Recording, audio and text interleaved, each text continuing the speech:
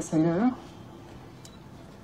Mesdames, Messieurs les chefs d'institution ou leurs représentants, Mesdames et Messieurs les membres du gouvernement, chers collègues, Mesdames et Messieurs les membres du corps diplomatique et consulaire, Yana Hore, Chansulken et Nyanchpanzakana et Toun, Naru Manabunach civil Signaramila, Alzaina Nyarfenchi République en Madagascar.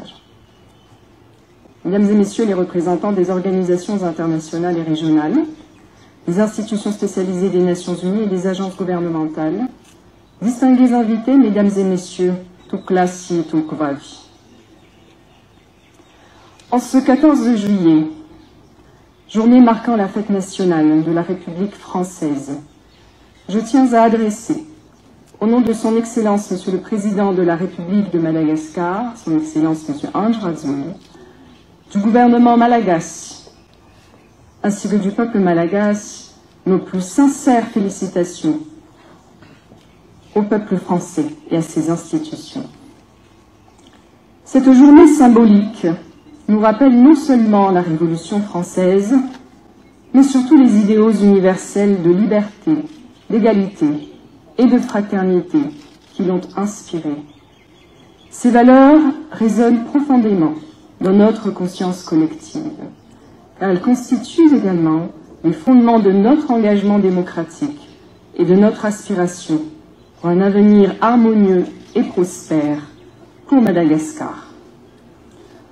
En cette heureuse occasion, nous réaffirmons notre attachement aux liens historiques qui unissent nos deux pays et formons le vœu de voir se renforcer davantage notre coopération dans l'intérêt mutuel de nos deux nations.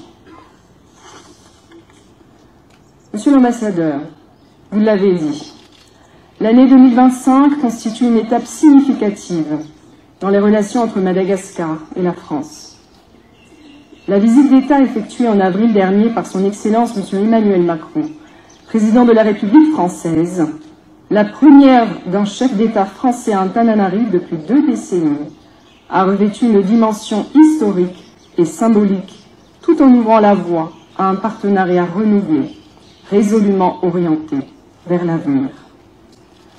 6 accords majeurs ont été conclus à cette occasion, concrétisant une nouvelle dynamique de coopération dans des secteurs clés.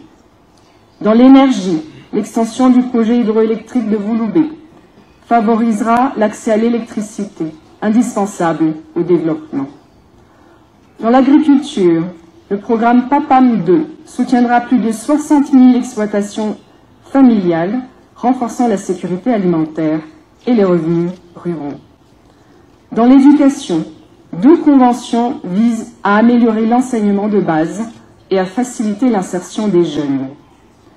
L'ouverture d'un bureau d'expertise France à Antananarive, qui traduit une volonté d'action concrète et de proximité. Un accord sur le volontariat international, qui renforcera les échanges et l'engagement des jeunes. Et enfin, et non des moindres, un partenariat stratégique avec l'Agence française de développement, avec un engagement de 300 millions d'euros jusqu'en 2028, en faveur d'un développement durable et inclusif. Cette visite historique a renforcé les liens entre nos deux pays et inauguré une nouvelle ère de coopération ambitieuse et équilibrée. La visite du président Macron a aussi permis d'aborder les enjeux géopolitiques du sud-ouest de l'océan Indien. Madagascar et la France partagent une vision commune d'une région stable, pacifique, respectueuse en faveur du droit de la lutte contre les trafics illicites. Au-delà des échanges de haut niveau, cette visite a été enfin marquée par des gestes forts, notamment la visite du Rouva de Madagascar, symbole de notre action directe avec les jeunes et les entrepreneurs. Au mois de juin, la participation de son Excellence M. Ange Razoui, président de la République, au sommet de Nice a permis à Madagascar de consolider son rôle dans la gouvernance régionale et internationale des océans, par le renforcement des partenariats, la reconnaissance des engagements du pays et les avancées juridiques obtenues, Madagascar est désormais mieux préparé à protéger son littoral, sa biodiversité marine et à assurer un avenir durable à ses communautés côtières. Sur la scène internationale, Madagascar salue l'engagement de la France en faveur de la paix et du multilatéralisme. Nos deux pays entretiennent un dialogue régulier et se soutiennent mutuellement au sein des instances multilatérales, notamment dans les efforts communs contre le changement climatique. Excellences, Mesdames et Messieurs, entre la France et Madagascar, il existe une relation singulière, fondée sur des liens historiques profonds, une langue partagée, une coopération active et des milliers, je dirais même des centaines de milliers de destins croisés. Plus de 140 000 Malagasy de la diaspora vivent en France, tandis que près de 20 000 Français résident à Madagascar. Ce patrimoine humain et culturel commun nous engage collectivement à le préserver et à le faire prospérer. À cet égard, le projet TAD, mis en œuvre avec l'AFD et Expertise France, illustre parfaitement cette dynamique en mobilisant la diaspora pour contribuer activement au développement de Madagascar. Notre jeunesse, notre diaspora, nos entreprises, nos artistes et chercheurs, nos collectivités locales sont tous les moteurs d'une coopération nouvelle, inclusive, concrète et résiliente. Nous saluons avec intérêt l'engagement du président Emmanuel Macron en faveur de la facilitation de l'obtention des visas pour les jeunes talents, artistes, entrepreneurs, créateurs et intellectuels de Madagascar. Cette initiative constitue une avancée importante pour renforcer les coopérations artistiques et culturelles et ouvre des perspectives prometteuses pour simplifier, notamment dans l'ensemble de l'espace océan Indien, les conditions de mobilité et de circulation de nos talents.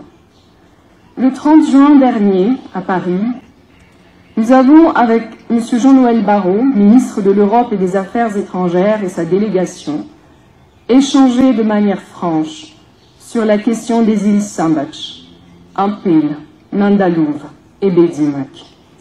La tenue de cette rencontre témoigne de notre volonté partagée de choisir le dialogue à la confrontation et ainsi de faire avancer nos discussions pour parvenir à une solution juste, durable et conforme aux aspirations de nos deux chefs d'État et du droit international. Je souhaite souligner le climat de respect mutuel et l'esprit de dialogue constructif qui ont marqué cette rencontre, témoignant de la qualité des relations et de la volonté partagée d'avancer ensemble. Je tiens à saluer le courage de nos deux chefs d'État qui ont lancé cette initiative sur un sujet qu'ils savaient extrêmement sensible pour nos deux parties, mais un sujet qu'il était nécessaire d'aborder entre deux partenaires qui s'estiment et se respectent dans l'objectif d'arriver à une solution. Pour conclure, Monsieur l'ambassadeur, en ce jour où la République française célèbre son histoire et ses valeurs, je forme mes vœux les plus sincères de bonheur et de prospérité pour la France et son peuple, ainsi que de longévité à l'amitié et à la coopération entre nos deux nations. Je vous remercie de votre attention.